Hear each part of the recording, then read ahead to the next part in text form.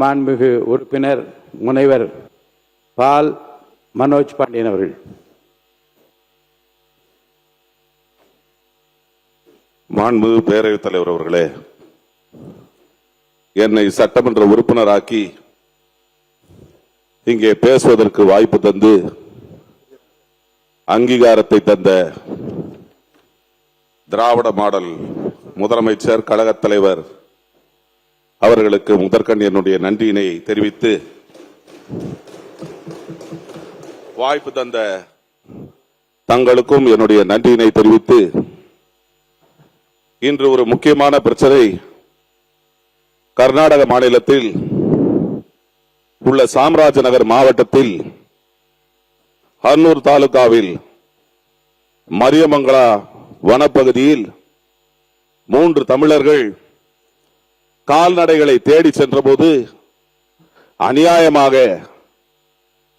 வனத்துறையினால் சுட்டுக் கொல்லப்பட்ட இந்த விவகாரத்தில் தமிழர்கள் அங்கே பாதிக்கப்பட்ட போது, எங்கே தமிழன் பாதிக்கப்பட்டாலும், எங்கே தமிழர்களுக்கு இன்னல்கள் வந்தாலும் அதற்கு முதலில் குரல் கொடுத்தவர் கழகத் தலைவர் என்பதை இங்கே பதிவு செய்ய விரும்புகிறேன்.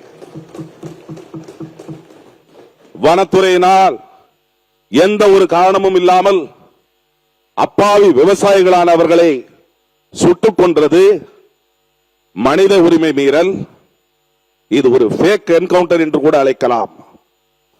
ஃபேக் என்கவுண்டர் என்று சொன்னால் சுட்டுக் கொல்லப்பட்ட அந்த விவசாயிகளுக்கு நியாயம் கிடைக்க வேண்டும் என்று சொன்னால் அங்கே உச்ச நீதிமன்றத்தினுடைய தீர்ப்புகள் பின்பற்றப்பட்டதா? இறந்தவுடன் வனத்துறையினர் அதனை தேசிய மனித உரிமை ஆணையத்துக்கு தெரிவித்திருக்க வேண்டும். கொலை குற்ற வழக்கு பதிந்திருக்க வேண்டும். அது மட்டுமல்லாது உளவுத்துறையின் மூலமாக இவர்கள் தவறு புரிந்தவர்கள் என்பதை அறியும் வகையில் அவர்களுக்கு ஏதேனும் அறிக்கை எட்டுதான் அதை செய்திருக்கின்றார்களா என்பதையெல்லாம் அறிந்த பின்புதான் அவர்கள் இந்த நடவடிக்கையில் ஈடுபட்டிருக்க வேண்டும். ஆகவே அவர்களை பாதுகாக்கின்றவர்கள் மீது கூட சட்டப்படி வழக்குகள் பதிவு செய்யப்பட வேண்டும். தமிழர்களுக்கு நியாயம் கிடைக்க வேண்டும் என்று சொன்னால் அவர்களுக்கு, அந்த பாதிக்கப்பட்ட குடும்பத்தினருக்கு வேலை வாய்ப்பு கொடுக்கப்பட வேண்டும். கொலை வழக்கு பதிவு செய்யப்பட வேண்டும். அவர்களுக்கு போதுமான காம்பன்சேஷன் கொடுக்கப்பட வேண்டும்.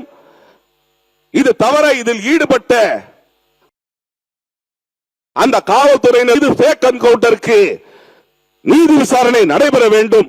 இது போன்று நடந்தால் எதிர்காலத்தில் இனிமேல் தமிழர்கள் அதனை அனுமதிக்க மாட்டார்கள் என்ற வகையில் அது இருக்க வேண்டும் என்பதை தெரிவித்து, இதை நாம் சாதாரணமாக இருக்கக்கூடாது. இது தமிழர்களுக்கான பிரச்சனை. அவர்கள் கொடுக்கின்ற விளக்கங்களையும் ஏற்கக்கூடாது. தெளிவான நீதி விசாரணை நடைபெற வேண்டும்.